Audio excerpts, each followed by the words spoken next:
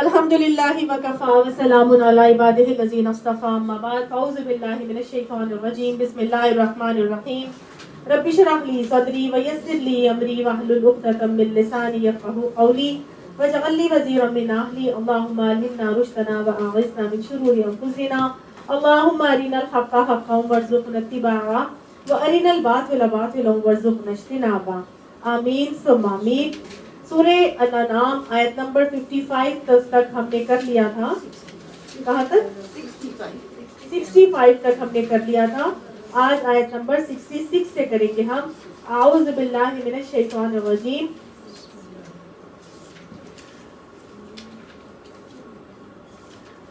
وَكَذَّبَ بِهِ قَوْمُكَ وَهُوَ الْحَقُّ قُل لَّسْتُ عَلَيْكُم بِوَكِيلٍ، اور جھٹلایا ساتھ اس کے آپ کی قوم نے، آپ کی قوم اس کا انکار کر رہی ہے نبی صلی اللہ علیہ وسلم، وَهُوَ الْحَقُّ، اور وہ ساری کی ساری باتیں حق ہے۔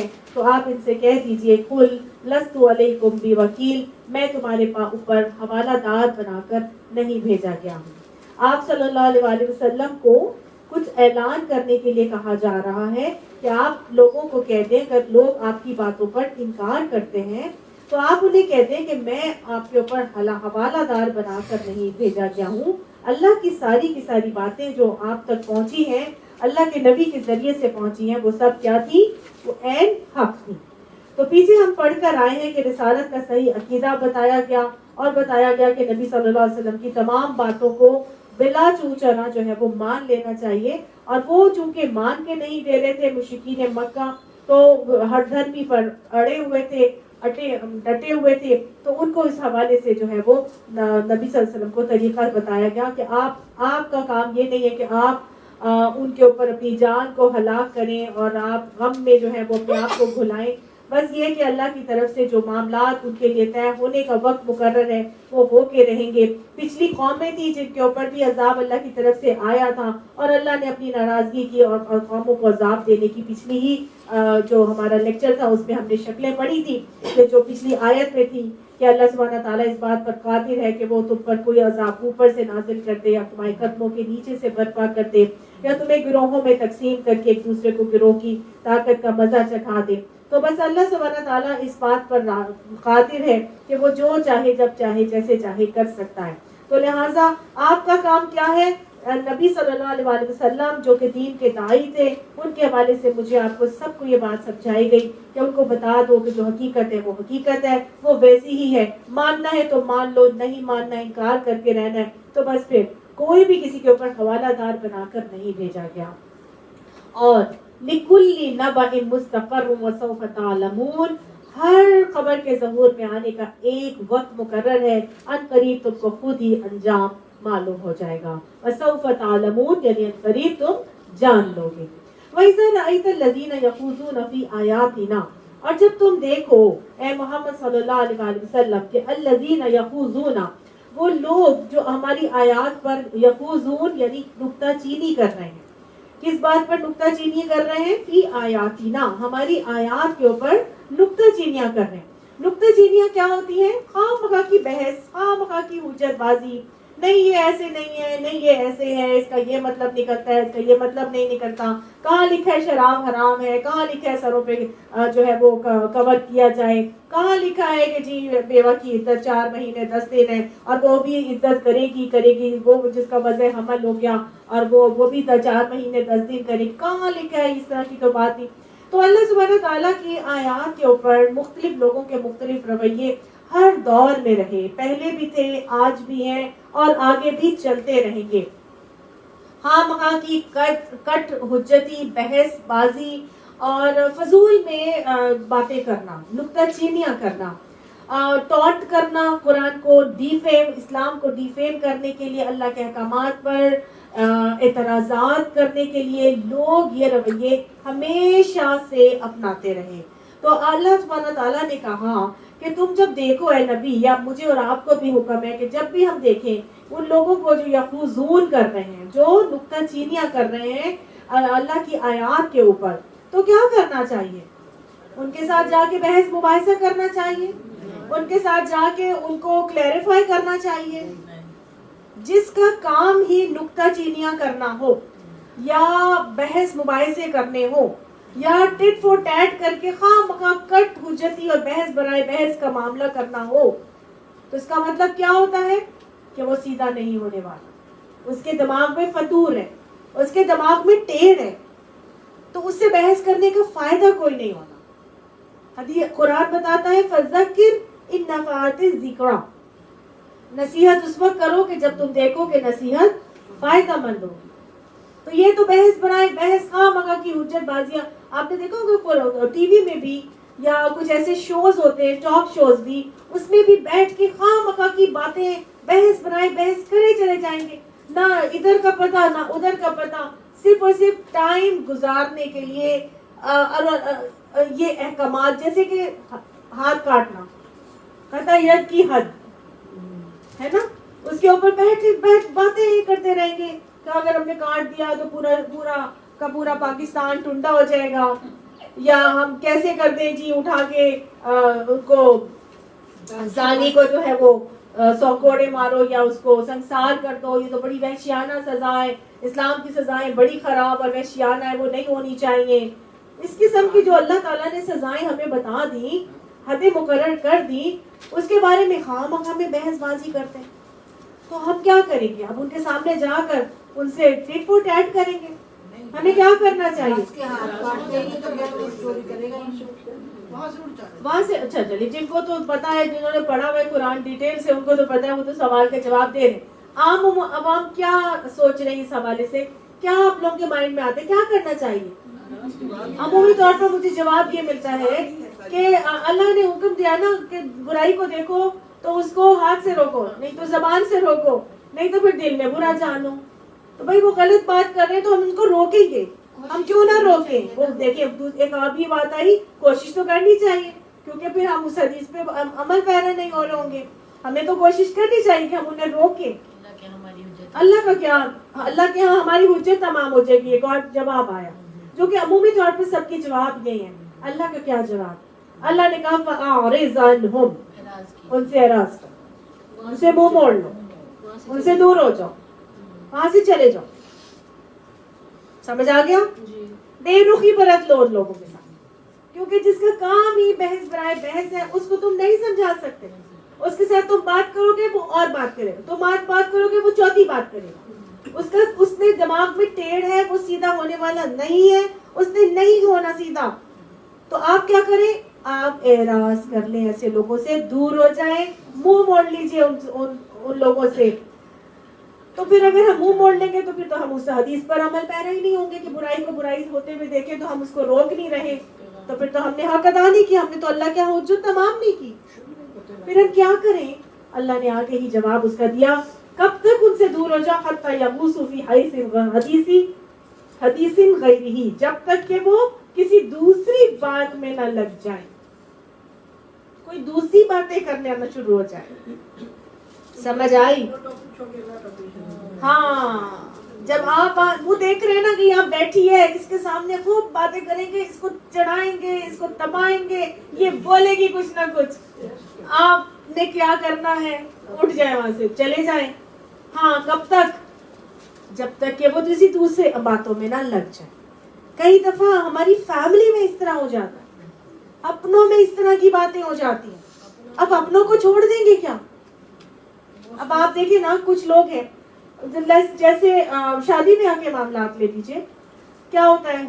Combined family system, combined family کہہ رہی ہوں، کمبائنڈ گیدرنگ سسٹم، اس کے اندر مہندیاں بھی ہو رہی ہیں، ڈانسز بھی ہو رہے ہیں، سب کچھ ہو رہا ہے، اللہ کی آیات کے اوپر نکتہ چینیوں کے معاملات ہو رہے ہیں، آپ ان کو روکنے لگو، نہیں کیا مطلب ہے؟ انجوائے بھی نہیں کر سکتے اب ہم، شادی دنیا چھوڑ دیں، ساری دنیا کر رہی، کچھ نہیں ہوتا ان 4 چیزوں سے، تھوڑا سا دن زندگی کے ہیں، انجوائے کر لینے دو، کچھ نہیں ہوتا، تم بڑی اپنے آپ کو بس سمجھنا شروع ہو گئی ہو، تم مولوانی بن گئی ہو۔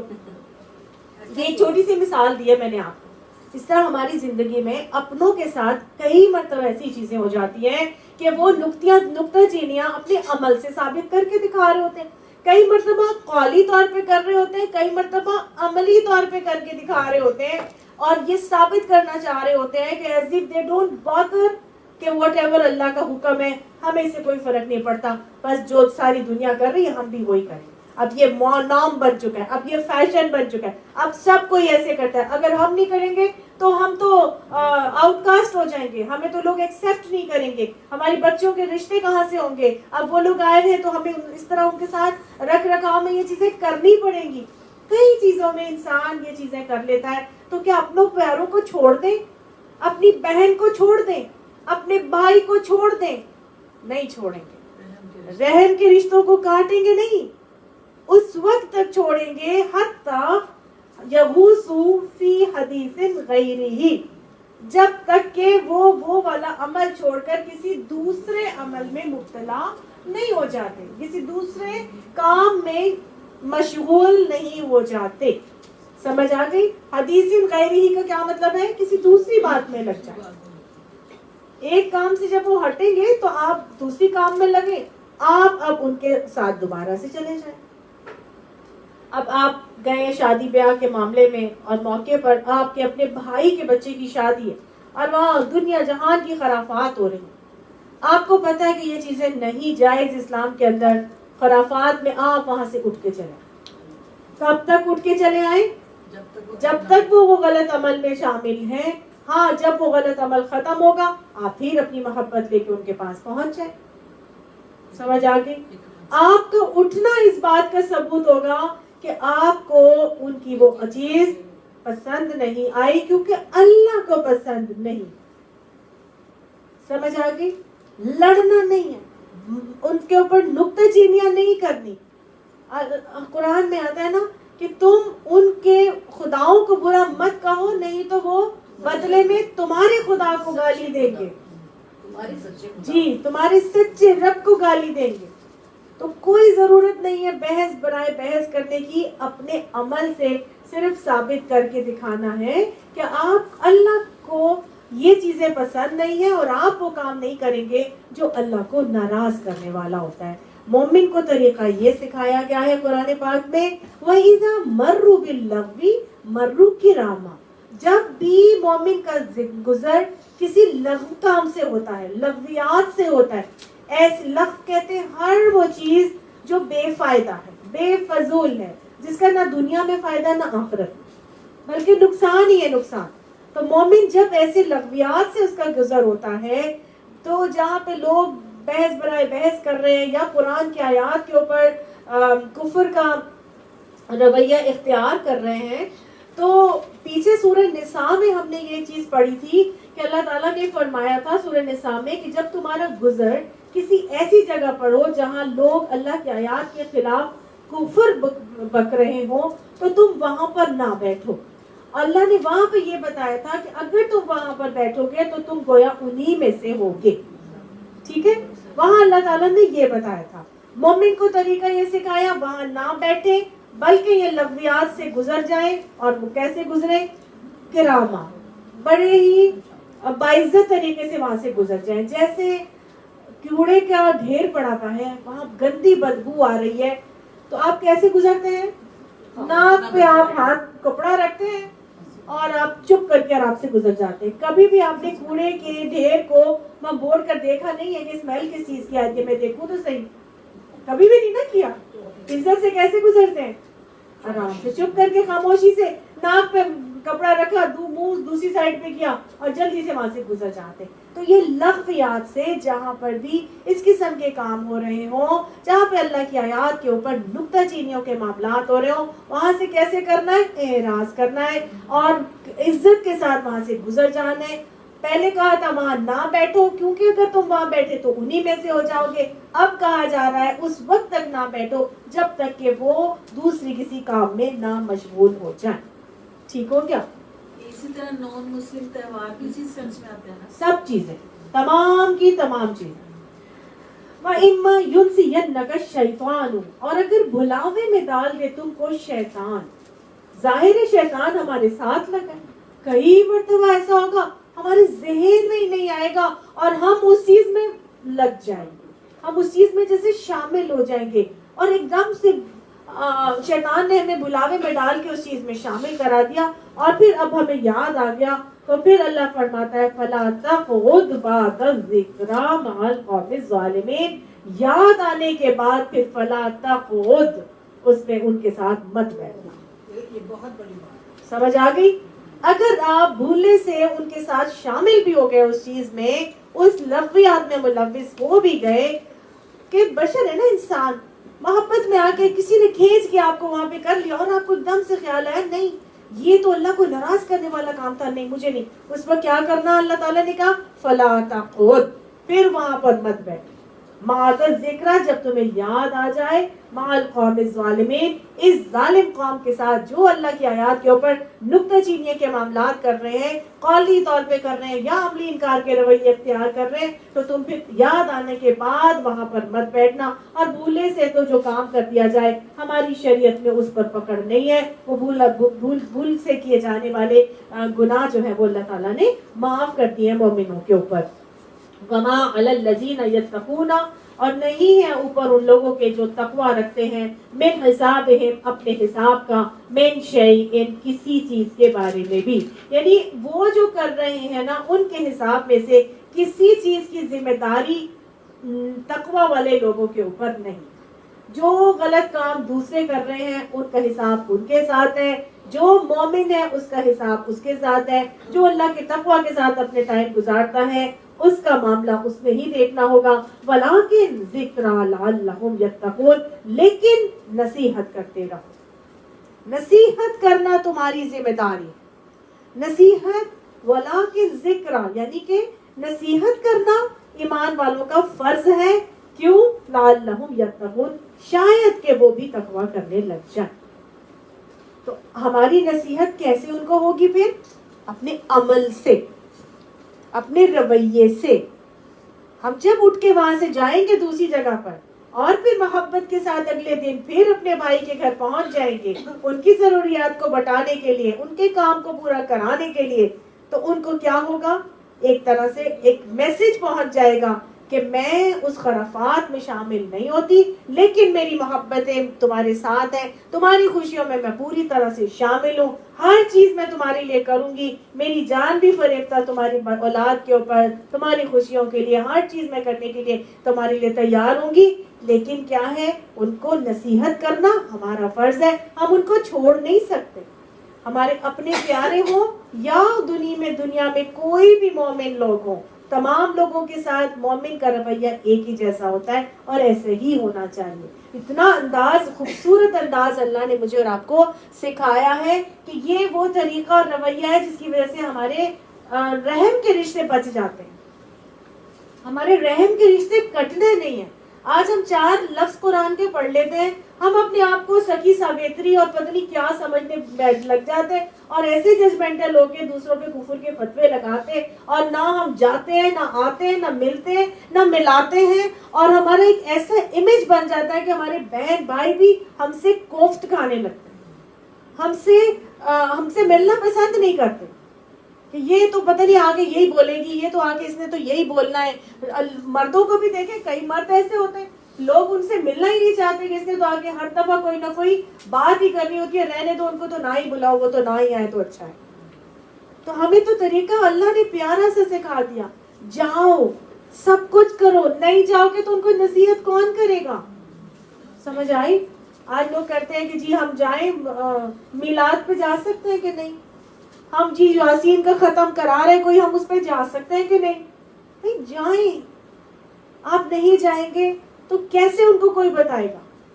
اگر آپ بھی کٹ کے بیٹھ گئے، آپ کے گھر کے اندر یہ بدعتیں اتنی زیادہ چل رہی ہیں، آپ کے گھر پہ فاتحی کا معاملہ ہو رہا ہے، آپ کے پورے سسرال، آپ کا میکا سب جو ہے وہ ختم کے اوپر جو ہے وہ کا اعتقاد ہے کہ جی قرآن خوانیاں کرانی ہیں اور برسیاں کرانی ہیں اور جی جمعراتیں کرانی ہیں۔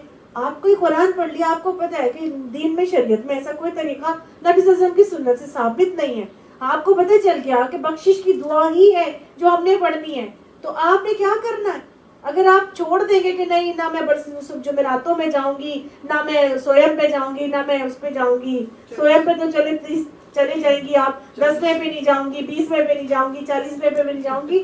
نو, آپ جائیں اور جا کے وہاں پہ بخشش کی دعائیں لے جائیں, اور وہاں پہ جا کے ان کو کہ یہ پڑھیں, یہ ملے گا ان کو, اس کا اجر ملنا ہے ان کو.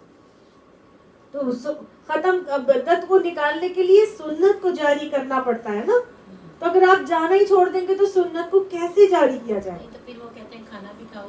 کوئی بات نہیں, کھانا کھانے میں کوئی غیر اللہ کے نام پہ تھوڑی ہے, غیر اللہ کے نام پہ کھانا تھوڑی ہے, وہ تو آپ کھا سکتے ہیں. لیکن کہنے کا بڑے سارے لوگ مجھ سے سوال کرتے ہیں کہ کیا کرنا چاہیے, جائیں کہ نہ جائیں. اب ہم نے قرآن پڑھ لیا, آپ اس نیت سے اگر جائیں گے نا تو آپ دین کی نمائندہ بن کے جائیں گے, اور آپ کا یہ عمل انشاءاللہ اللہ کے ہاں قبول ہوگا. آپ کو پتہ چل گیا ہے اپنے پیاروں کے ساتھ بھی میرا رویہ کیا ہوگا. خوشیوں میں شامل ہو, بڑھ کے سب کچھ کریں, لیکن اس وقت ان کے ساتھ شامل نہیں ہونا جب وہ غلط کاموں میں ملوث ہو جائیں. جب وہ غلط کاموں میں ملوث ہو اس وقت کے لیے اپنے آپ کو کنارہ کر لیں, اعراض کر لیں, اور جب وہ دوبارہ سے صحیح کام شروع ہو جائے تو آپ ان میں شامل ہو جائیں. لیکن نصیحت کرنا آپ کا کام ہے, وہ آپ کرتے رہیں. ہاں, اگر آپ شیطان کے بلاوے میں آ کر بھول چوک کے ساتھ ان کے ساتھ شامل ہو گئے کسی بھی عمل میں, اور جب آپ کو یاد آ گیا اس وقت یاد آنے پر پھر آپ اٹھ کے آ جائیں گے. ٹھیک ہے, اللہ سبحانہ تعالیٰ انشاءاللہ اس کو قبول فرمائے گا. آگے اللہ فرماتے ہیں وَذَرِ الَّذِينَ اتَّخَذُوا دِينَهُمْ لَعِبًا وَلَهْوًا, چھوڑ دو ان لوگوں کو جنہوں نے اپنے دین کو کھیل اور تماشا بنا رکھا ہے. وَغَرَّتْهُمُ الْحَيَاةُ الدُّنْيَا, اور دھوکے میں ڈال رکھی ہے ان کو دنیا کی زندگی. وَذَكِّرْ بِهِ, ہاں مگر یہ قرآن سنا کر نصیحت کرتے رہو. سمجھ آئی؟ چھوڑ دو جن لوگوں نے دنیا کی زندگی کو کھیل تماشا بنا کے رکھا ہے اور بھول چکے ہیں, وہ دھوکے میں ڈالے ہوئے ہیں کہ ہاں 4 دنوں کی زندگی ہے, کھا لو پی لو موج اڑاؤ, جو مرضی کرنا ہے کرو. نہیں, اصل میں یہ یہاں پہ ایک اور چیز بھی بات سمجھنے کی ہے کہ کیا کوئی دنیا کی زندگی کھیل تماشا ہے؟ اللہ نے کہا نا جنہوں کی دنیا کی زندگی کو کھیل تماشا بنا رکھا ہے. اصل میں کھیل تماشا بنانے کا مطلب یہ نہیں ہے کہ دنیا کی زندگی کھیل تماشا ہے, بلکہ اس کا مطلب یہ ہے کہ جیسے انسان گیمز کھیلتا ہے نا, تھوڑی دیر کے لیے کھیلتا ہے, تھوڑی دیر کے لیے کھیلتا ہے, اور تھوڑی دیر کھیلنے کے بعد کیا ہوتا ہے, بور ہو جاتا ہے, اور پھر دوسرا گیم اٹھا لیتا ہے. بچہ کیا کرتا ہے, بچہ ہی گیمز کھیلتا ہے نا بیسیکلی. ایک گیم سے تنگ آتا ہے دوسرا پکڑ لیتا ہے, دوسرے سے تنگ آتا ہے تیسرا پکڑ لیتا ہے. تو ان کا بھی حال ایسا ہی ہوتا ہے. آج ایک چیز کے اوپر لگے ہوئے ہوتے ہیں, کل وہ چھوڑ کے دوسری چیز پہ آ جائیں گے, تیسری چیز پہ آ جائیں گے, وہ چھوڑیں گے چوتھی چیز پہ آ جائیں گے. تو کھیل تماشا, بس یہ کر لیں آج وہ کر لیں. آپ دیکھیں گا فیشن شوز کو دیکھ لیجئے, آپ دیکھ لیجئے وہ جو ایک فیشن آتا ہے وہ 1 سال 2 سال چلتا ہے, اس کے بعد دوسرے اس پر آ جاتے ہیں. انہوں نے زندگی کو کیا بنایا ہے, کھیل تماشا. اللہ نے کہا ان کو چھوڑ دو, دنیا کی زندگی ان کو فریب میں دھوکے میں مبتلا رکھی ہوئی ہے. لیکن تمہارا کام کیا, وَذَكِّرْ بِهِ, ان کو نصیحت کرتے رہو, اس قرآن سے نصیحت کرتے رہو.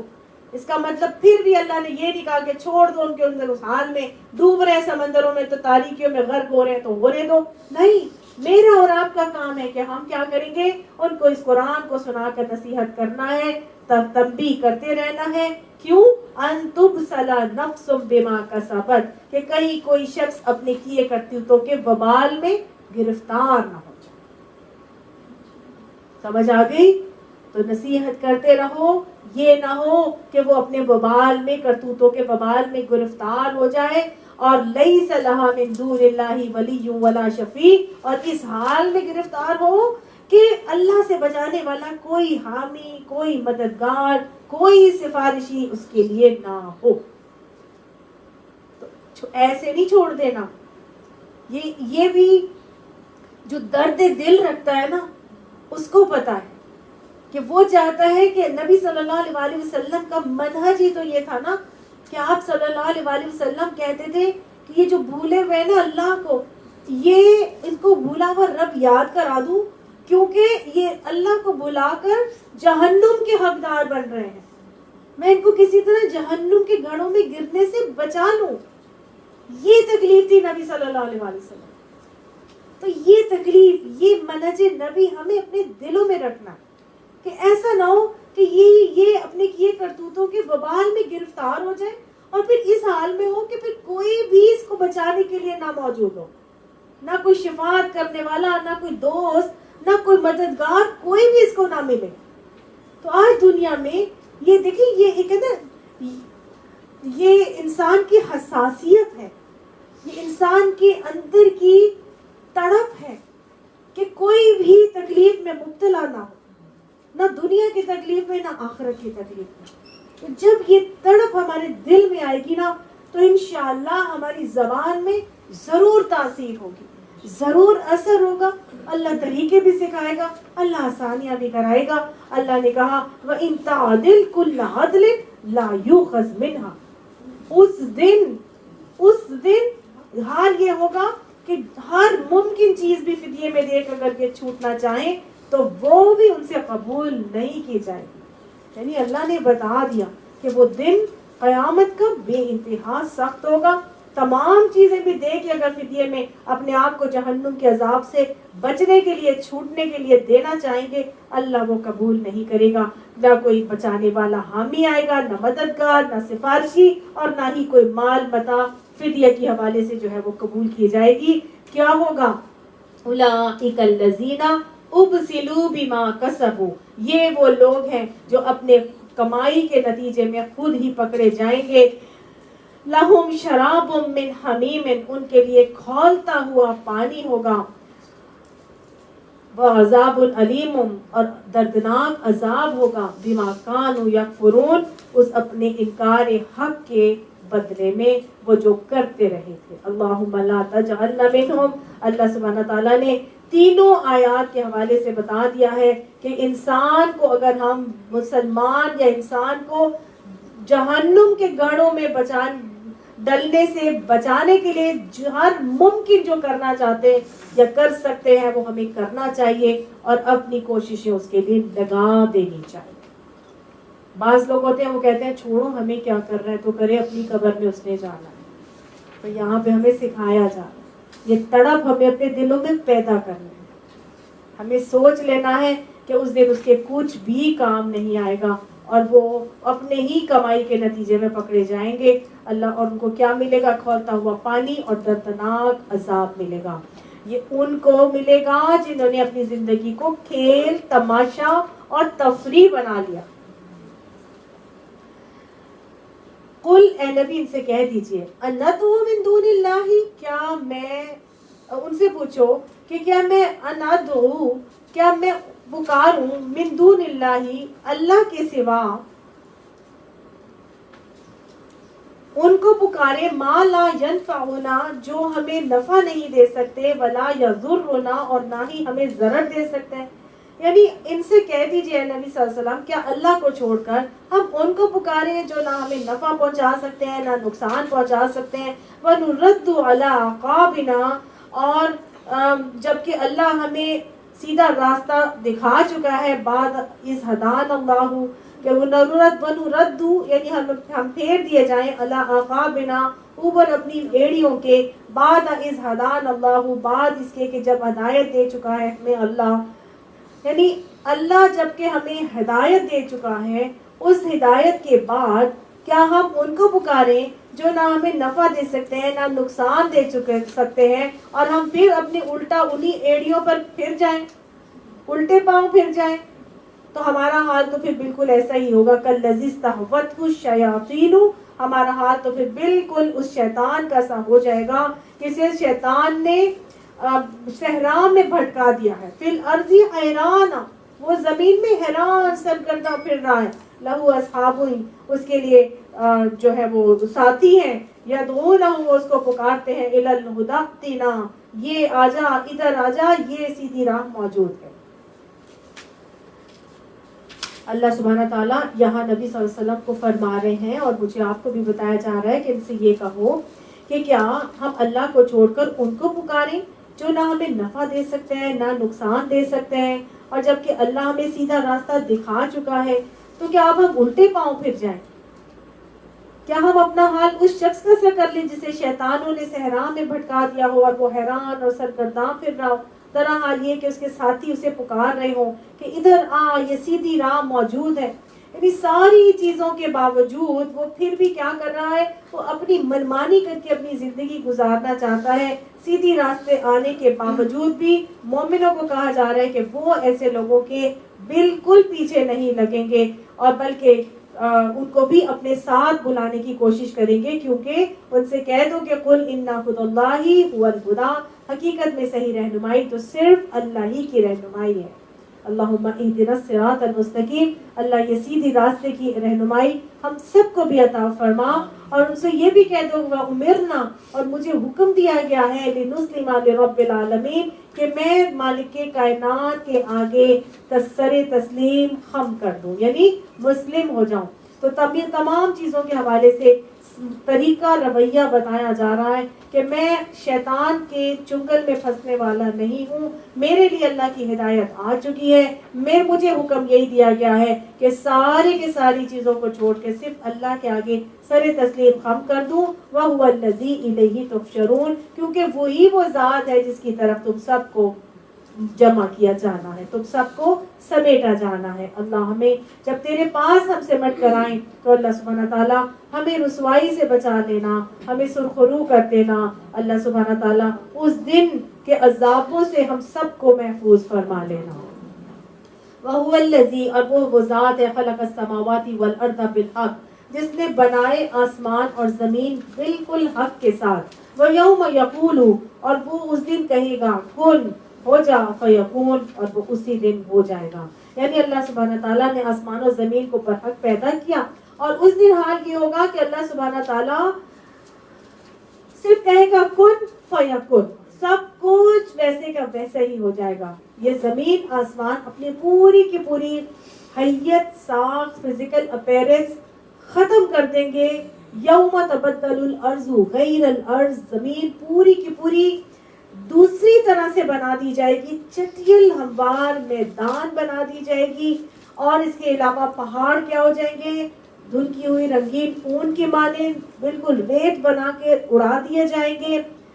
سورج کو اور چاند کو ٹکیا بنا کے اللہ سبحانہ تعالیٰ سمندر میں پھینک دیں گے, اور بادلوں کو اللہ سبحانہ تعالیٰ آسمانوں کو ایسے لپیٹ لیں گے جیسے تومار میں اوراق لپیٹ لیے جاتے ہیں, جیسے رجسٹر میں اوراق لپیٹتے ہیں نا, بس اللہ سبحانہ تعالیٰ بالکل تمام چیزوں کو آل ٹوگیدر چینج کرے گا, اور اللہ کہے گا کن, اور سب کچھ ہو جائے گا.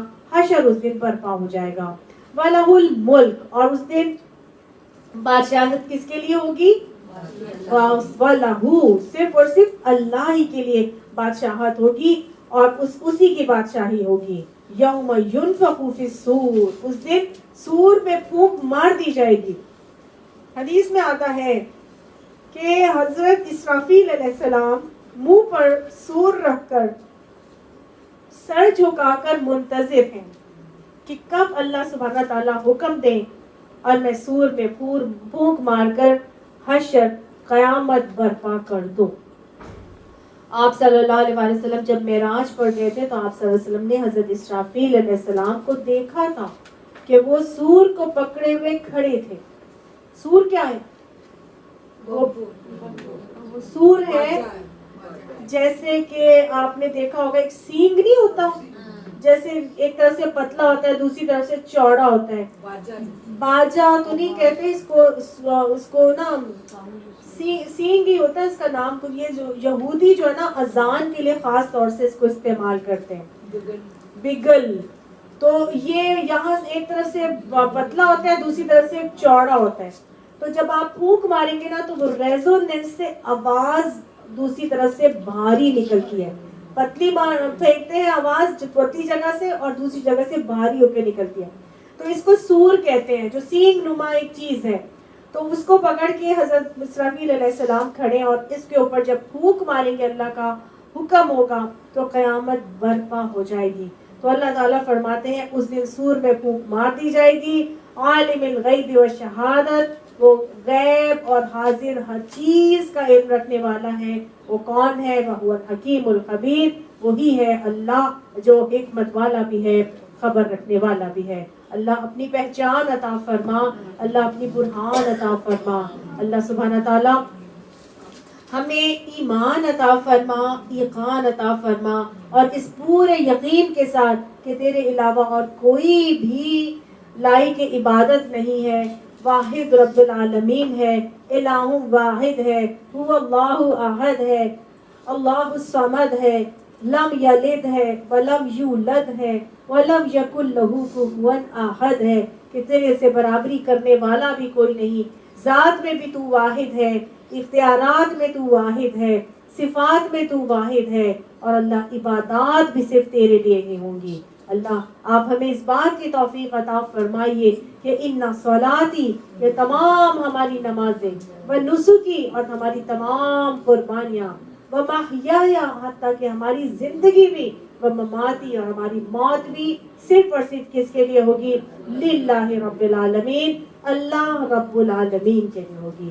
اللہ ہر طرح کی شرک کی پہچان عطا فرما، شرک سے بچنے کی توفیق عطا فرما، اللہ بدعتوں کی بھی پہچان عطا فرما، بدعتوں سے بچنے کی توفیق عطا فرما، اللہ زندگی کے اندر جہاں جہاں آگے پیچھے دائیں بائیں ہمارے اپنے پیاروں سے بھی ہمیں کوئی آزمائشیں آتی ہیں، جہاں دین کے احکامات میں ہمیں معلوم ہوتا ہے کہ وہ غلط ہے اور ہم صحیح کر رہے ہیں، اللہ ہمیں وہ طریقے سکھا، ہمیں حکمتیں سکھا کہ ان حکمتوں کے ذریعے سے ہم تیرے دین کے نمائندے بن کر ہم تیرے دین کے پیغام کو آگے پہنچانے والے بن جائیں، نہ کہ یہ کہ ہم ان کے غلط کاموں میں اپنے آپ کو انوالو کرنے والے بن جائیں۔ اور اگر اللہ ہمیں کبھی بھی بلاوے سے بھی شیطان کے چنگل میں پھنس کر ہم کسی بھی چیز میں مبتلا ہو بھی جائیں تو اللہ یاد آنے پر ہمیں صحیح رویہ اختیار کرنے کی ہمت عطا فرمائے۔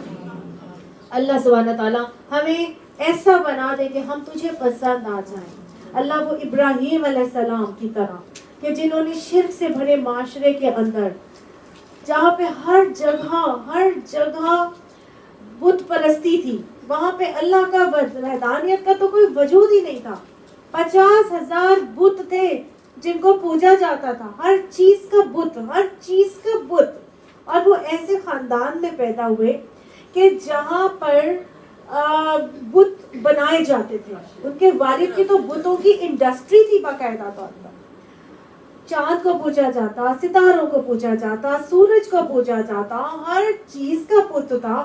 آپ ابھی بھی دیکھیں ماؤنٹ آف نمرود، اگر ہم دیکھیں ٹرکی میں ہے ایک جگہ ہے جہاں پہ ماؤنٹ آف نمرود پہ دیکھیں جا کے مٹی کے جو پتھروں کے بت رکھے ہوئے ہیں، ابھی تک موجود ہیں۔ وہ نمرود کا وہ پہاڑ تھا جہاں پر اس نے ابھی تک نمرود کے اتنے بت تھے اس کے پاس۔ ایسے معاشرے کے اندر حضرت ابراہیم علیہ السلام ایک نہایت سلیم فطرت انسان بن کر اللہ کی توحید کا نعرہ بلند کرتے ہیں۔ یہ کیسے ہوتا ہے؟ کیونکہ اللہ سبحانہ تعالیٰ نے فطرت میں، انسان کی فطرت میں اپنی پہچان رکھی ہے، اور وہ پہچان کیسے پتہ چلتا ہے؟ وعدہ الست سے پتہ چلتا ہے کہ جب اللہ سبحانہ تعالیٰ نے تمام ارواح کو بنایا تھا تو اللہ تعالیٰ نے سورہ اعراف میں اس کا تذکرہ کیا ہے کہ سب کو بلایا اور سب کو بلا کے کہا الست بربکم، کیا میں تمہارا رب نہیں ہوں؟ قالوا، سب نے کہا بلا، بلکہ شہدنا، آپ ہی ہمارے رب ہیں، ہم مانتے ہیں اس بات کو کہ آپ ہی ہمارے رب ہیں، شہدنا، ہم تو اس کی گواہی دیتے ہیں کہ آپ ہمارے رب ہیں۔ تو اللہ نے فرمایا کہ یہ میں نے تمہارے ساتھ اس لیے کیا تھا تاکہ تم بعد میں یہ نہ کہنے لگ جاؤ کہ ہمیں تو اس بات کا علم ہی نہیں تھا، ہمیں تو یہ پتہ ہی نہیں تھا کہ ایسے بھی ہے۔ تو اللہ نے کیا کیا؟ اپنی فطرت، اپنی پہچان ہر انسان کی فطرت میں رکھ دی۔ اب کچھ لوگ ہوتے ہیں جو شروع سے سلیم فطرت ہوتے ہیں، شروع سے ہی نیکی پر ہوتے ہیں۔ تو حضرت ابراہیم علیہ السلام was one of them۔ آج بھی آس پاس میں ہم دیکھیں 4-5 اولادیں ہوتی ہیں جن میں سے ایک بچہ بچپن سے ہی ڈیفرنٹ ہوتا ہے، وہ شروع سے ہی ماں باپ کہیں گے ہم تو خود بھی نمازیں نہیں پڑھتے تھے، یہ پتہ نہیں کہاں سے نمازی آ گئے، یہ پتہ نہیں مولوی ہمارے اندر کہاں سے پیدا ہو گئی ہے، یہ جو ہے وہ شروع سے ہی اس کو ہوتا تھا امی یہ کر لوں یہ نہیں کرنا، اللہ میں اس سے ناراض تو نہیں ہوگی۔ ایک بچہ کبھی کبھار ہوتا ہے نا، بہت سارے بچوں میں سے ایک بچہ ایسا نکل آتا ہے، وہ فطرت پر ہوتا ہے، وہ اپنی فطرت کے اوپر شیطان کو حاوی نہیں ہونے دیتا. ان لوگوں کو کہا جاتا ہے سلیم فطرت افراد. سمجھ آئی؟ یہ سلیم فطرت افراد وہ ہوتے ہیں کہ جن سے پھر اللہ سبحانہ تعالیٰ آگے جا کے کوئی بہت بڑے کام لیتے ہیں. مثال ہمارے سامنے بیٹھی، اللہ تعالیٰ ایسے لوگوں کو چنتے ہیں اپنے کاموں کے، تو ان بچوں کو تو کبھی منع نہیں کرنا چاہیے. اور وہ اگر فطرت آپ کو اپنے اندر نظر آتی ہے تو سمجھ لیجئے آپ بھی اسی فطرت پر ہیں، اور اللہ نے آپ سے کوئی کام لینا ہے، آپ اس کام کے لیے اپنے آپ کو پیش کر دیجیے. سمجھ آ گئی؟ اتنے شرک سے بھرے معاشرے. حضرت ابراہیم علیہ السلام کا تذکرہ بھی انشاءاللہ ہم اگلی کلاس میں پڑھیں گے. میں آپ کے صرف مائنڈس کو پریپیئر کرنا چاہ رہی ہوں کہ آپ کو یہ چیز سمجھ میں آ جائے کہ حضرت ابراہیم علیہ السلام جب پیدا ہوئے تو ان کی ماں نہیں تھی. ماں نے کیا کیا تھا؟ ماں نے، نمرود نے بھی ایسے ہی خواب دیکھا تھا جیسے کہ فرعون نے دیکھا تھا کہ ایک بچہ آئے گا اور وہ آپ کے تختہ الٹ دے گا، بنی اسرائیل کی گھر آگ لگے گی، ایک بنی اسرائیل کے گھروں سے آگ اٹھے گی اور وہ قبطیوں کو گھروں کو جلا دے گی. تو اس نے تو لڑکوں کو قتل کرنے کا حکم دے دیا تھا. یہاں پر کیا ہوا کہ نمرود نے کوئی ایسا خواب دیکھا تو اس کو اس کے لوگوں نے بتایا، جو اس کی کیبنٹ بیٹھی تھی. ستاروں کا علم تو بہت زیادہ، علم نجوم بہت زوروں پر تھا. تو اس نے اپنے لوگوں کو بلا کے مشاورت کی کہ میں نے یہ کیا دیکھا، ستاروں کی چالوں سے ذرا مجھے دیکھ کے بتاؤ.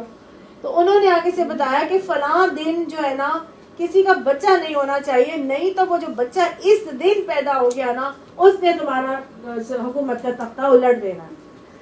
تو اس نے اس دن میاں بیوی کا تعلق جو ہے وہ ختم کر دیا. کوئی میاں بیوی کے آپس میں رات کو ایک ساتھ نہیں سوئیں گے. اب ہوا یہ، اللہ نے جو کام کروانا، اور یہ میں قصص الانبیاء میں چونکہ میں نے پڑھا تھا تو میرا دل ہوا کہ ابھی ہمارے پاس 5 منٹ ہے تو میں یہ آپ لوگوں کو بتا دوں کہ حضرت ابراہیم علیہ السلام کے ساتھ کیا ہوا تھا. اللہ نے جس روح کو لانا ہوتا ہے وہ لانا ہی ہوتا ہے. تو میاں بیوی کا تعلق قائم ہو گیا، اور یہ جو ابراہیم علیہ السلام کا جو والد تھے ان کے بارے میں آتا ہے کہ وہ بدگر تو تھے لیکن وہ ایسی جگہ پر تھے کہ جہاں پر ان کی بیوی اپنے گھر سے جا کر ان کے ساتھ تعلق قائم کیا، اور اس رات وہ حاملہ ہو گئی. اب بچہ جب پیدا ہوا تو یہ ڈر گئی. ان کو ہوا کہ جی لوگوں نے بتا دینا ہے کہ اسی طرح سے یہ اس تاریخ کے حوالے سے یہ بچہ جو ہے وہ جنم لینے لگا ہے. تو انہوں نے اپنے بچے کو لے کر غار میں چھوڑا تھی. جب پیدا ہوا نا تو ابراہیم علیہ السلام کو غار میں چھوڑا تھی. وہ غار میں ہی رہتے، وہیں 6 سال تک بڑے ہوئے، اور ان کی ماں تو ان کے پاس ہوتی نہیں تھی. اب یہ بچہ کس سے باتیں کرے؟ بچے نے تو ماں سے باتیں کرنی ہے، ہر بات اس نے ماں کو بتانی ہے. تو اب ماں تو ان کے پاس ہوتی نہیں تھی، تو یہ کس سے اپنے دل کی باتیں کرتے؟ اس زمانے کے معاشرے کو دیکھتے ہوئے ان کو ہوا کہ یہاں پر تو سب سورج کو مانتے. سورج کو کہا کہ یہ میرا خدا ہے، اس سے ساری باتیں کی. لیکن جب رات کا ٹائم آیا تو سورج نہیں تھا. جب سورج نہیں تھا تو انہوں نے کہا اس وقت تو میں ہے نہیں سورج، اب میں کس سے بات کروں؟ پھر چاند نکلا تو انہوں نے کہا چاند سے کرتا ہوں. وہ چاند سے اپنی باتیں کرتے رہے جو ان کے دل میں آئیں. بچہ ماں سے ساری باتیں کرتا ہے. ان کے دل میں آیا کہ جب صبح نکلا جب صبح ہوئی تو وہاں پہ چاند نہیں تھا. اب چاند بھی نہیں ہے، اب پھر سورج آ گیا. ان کو ہوا کہ یہ کیا بات ہے، مطلب یہ کیسا الہ ہے، کیسا معبود ہے جو ایک وقت میں تو ہے دوسرے وقت میں نہیں ہے. اب اگر ایک وقت میں نے اس کو کہہ دیا، اپنی فریادیں کہہ دی، اور دوسرے وقت میں مجھے کہنی ہے تو پھر میں کس کو کہوں؟ اور جس کو رات کے وقت کہی تھی وہ تو صبح میں موجود نہیں ہے. تو فریاد تو اس کو ہر وقت ہی کی جا سکے نا. رب تو وہ ہونا چاہیے، معبود تو وہ ہونا چاہیے جو ہر وقت سن رہا ہو، ہر ایک کی سن رہا ہو، ہر جگہ سن رہا ہو. تو صبح ہو رات کو نہ ہو، ایسے نہیں ہونا چاہیے. اسی طرح چونکہ ستاروں کو بہت پوجا جاتا تھا، پھر انہوں نے ستاروں کو دیکھا تو ستاروں پر نگاہ ڈال کے اسے کہا. تو ہر وقت ان کو ڈس اپوائنٹمنٹ ہوئی. کیوں ہوئی؟ کیونکہ وہ سلیم فطرت پر قائم تھے. ان کو معلوم تھا کہ اللہ وہ ہونا چاہیے جو ہر وقت موجود ہے. سمجھ آئی؟ اور اسی سلیم فطرت کے اوپر اللہ کو انہوں نے حی و قیوم ہونے کی صفت سے پہچانا تھا کہ رب وہ ہونا چاہیے جو حی بھی ہو، قیوم بھی ہو، زندہ بھی ہو، قائم رہنے والا بھی ہو، جس کو موت نہ ہو، جس کو فنا نہ ہو. صرف اس بیسس پر انہوں نے کہا یہ تو غلط، یہ بھی غلط، یہ بھی غلط، یہ بھی نہیں ہو سکتا، یہ بھی نہیں ہو سکتا. اس ایک فطرت کے اوپر انہوں نے پہچان لیا کہ یہ بھی اللہ نہیں ہے، یہ بھی نہیں ہے، یہ بھی نہیں ہے، یہ بھی نہیں ہے، یہ بھی نہیں ہے. پھر انہوں نے کہا اللہ جو ہے نا وہ وہی ہو سکتا ہے جو ہر وقت میری سن رہا ہے، میرے لیے کر رہا. جبھی ان کو جب ڈالا گیا تھا نا، آگ میں پھینکا گیا تھا، تو جبرائیل آئے تھے. جبرائیل نے آ کے کہا میں آپ کی مدد کروں. تو انہوں نے یہ نہیں کہا تھا نہیں میرا اللہ میری مدد کر دے گا، انہوں نے کہا تھا یہ بتاؤ میرا اللہ ابھی مجھے دیکھ رہا ہے. تو انہوں نے کہا تھا کہ ہاں آپ کو دیکھ رہا ہے. پھر انہوں نے کہا تھا جاؤ پھر تم یہاں سے چلے جاؤ، میرے اور میرے اللہ کے درمیان میں سے ہٹ جاؤ. یہ بلائنڈ فیتھ تھا ان کا، یہ بلائنڈ اللہ کو ماننے کا یقین تھا ان کو. یہ ڈیولپ کرنا ہے ہمیں اپنے اندر. یہ آیا تھا نا ان کے اندر جب، تو بڑی سے بڑی چیزوں سے انہوں نے ٹکر لے لی تھی. انشاءاللہ کیا کیا کیا انشاءاللہ اگلی کلاس میں پڑھیں گے. قصہ شروع ہو رہا تھا، بیچ میں ٹوٹ جاتا تو مزہ نہیں آتا، اس لیے میں نے یہیں پہ اس کو چھوڑ دیا، کیونکہ ہماری آج کلاس ہی بہت لیٹ سٹارٹ ہوئی، وہ قربانی کے مسائل اور عید ذی الحج کے فضیلت اور فرضیت کے احکامات کے حوالے سے. تو اس لیے نہیں تو میں نے یہ ٹاپک آج آپ لوگوں کے ساتھ کرنا تھا اور کمپلیٹ کرنا تھا. لیکن اللہ کے ہر کام میں کوئی حکمت ہوتی ہے، کوئی مصلحت ہوتی ہے، اللہ زیادہ بہتر جانتا ہے. انشاءاللہ اللہ تعالیٰ ہمیں توفیق عطا فرمائے. انشاءاللہ اللہ ہمیں ایسا ایمان عطا فرمائے کہ ہم غیب کے اوپر ایسا کامل ایمان کر رکھ کے اللہ کو اس کی تمام صفات، اختیارات اور کمالات کے ساتھ ماننے والے بن جائیں، جاننے کے بعد ماننے والے بھی بن جائیں. اور یہی بیسیکلی توحید ہے، اور یہی توحید ہے. اور جب یہ توحید آتا ہے تو شرک سے خود بخود انکار کرنے کی ہمت پیدا ہو جاتی ہے. اور وہ انکار کرنے کے لیے جو برہان، جو طاقت ملتی ہے، جو حضرت ابراہیم کو ملی، انشاءاللہ سب کو ملے گی. اللہ اس کی فضیلتیں ہم سب کو سمیٹنے کی توفیق عطا. انشاءاللہ اگلی کلاس میں اس کو پڑھیں گے. وعلینا الا البلاغ. صدق اللہ العظیم. سبحان ربک رب العزت عما یصفون وسلام علی المرسلین والحمد للہ رب العالمین. سبحانک اللہم وبحمدک نشہد ان لا الہ الا انت نستغفرک ونتوب الیک. ربنا تقبل منا انک انت السمیع العلیم وتب علینا انک انت التواب الرحیم. یا رحیم یا ذو الجلال والاکرام، جو اللہ ہم نے پڑھا اس کو ہمارے دلوں میں اتار دیجیے. اللہ ہمیں عقیدہ توحید ہمارے دلوں میں راسخ کر دیجیے. اللہ فکر آخرت سے ہم سب کو فکر آخرت میں راسخ کر دیجیے. اللہ اس کو ہماری غالب فکر بنا لیجیے. اللہ ہمارا ہر عمل آخرت کو مائنڈ میں رکھ کے کرنے کی توفیق عطا فرمائیے، اور ہمارے ہر عمل کو عملا متقبلہ بنانے کی ہمیں توفیق عطا فرمائیے. ہمیں عملا متقبلہ بنا کر قبول فرما کے اللہ اس کو ہماری بخشش اور نجات کا ذریعہ بنا دیجیے. اللہ یہ جو 10 دن آپ نے ہمیں عطا فرمائے ہیں، اللہ ان 10 دنوں اور راتوں کی نیکیاں سمیٹنے کی ہم سب کو توفیق عطا فرمائیے. اللہ روزے رکھنے کی توفیق عطا فرمائیے، کثرت سے صدقات کرنے کی توفیق عطا فرمائیے، کثرت سے تسبیحات اور ذکر کرنے کی توفیق عطا فرمائیے. اللہ تو نے ہمیں اللہ نعمتیں عطا فرمائی، اللہ ان نعمتوں کو اپنی راہ میں قربان کرنے سے دریغ کرنے میں ہمیں پیچھے رہنے والے لوگوں میں شامل فرما، ہمیں دریغ نہ کرنے والے لوگوں میں شامل فرما لے. آگے بڑھ کر تیرے راہ میں قربان کرنے والا بنا. अल्लाह इन तमाम कुर्बानियों को आखिरत इन्वेस्टमेंट बैंक में जमा करके हमारे लिए बख्शिश और निजात का जरिया बना दे। अल्लाह सुब्हाना ताला बढ़ बढ़ के अपनी राह में खर्च करने वाले लोगों में हमें शामिल फरमा। हमारे दिलों से दिल दुनिया की मोहब्बत को निकाल कर अपनी मोहब्बत भर दे। अल्लाह हमारी औलादों को भी दीन के लिए कबूल फरमा ले। रब्बना हब लना मिन अज़वाजिना व ज़ुर्रिय्यातिना कुर्रत अयुनिन वजअलना लिलमुत्तकीना इमामा। अल्लाह हमें क़ल्ब सलीम अता फरमा। अल्लाह सलीम फितरत अता फरमा। सलीम फितरत वाले लोगों में शामिल फरमा। अल्लाह हमारी औलादों को भी फितरत सलीमा अता फरमा। अल्लाह इस फितरत सलीमा के साथ अमल करके अल्लाह हमारे नफ्सों को नफ्स मुतमइन्ना बना दे। और अल्लाह उस नफ्स मुतमइन्ना के साथ हम सब को जन्नत के बाला खानों में रूज और दाखिले नसीब फरमा दे। अल्लाह सुब्हाना ताला जो आए हैं सब की आने वालों की जायज मुरादें पूरी फरमा ले। अल्लाह हम सबको एक दूसरे के लिए सदका जारिया बना दे। अल्लाह सुब्हाना ताला अपने वालिदैन के लिए और असातिज़ा कराम के लिए हमको सदका जारिया बना दे। अल्लाह सुब्हाना ताला हमारे शौहरों को सेहत और तंदुरुस्ती अता फरमा।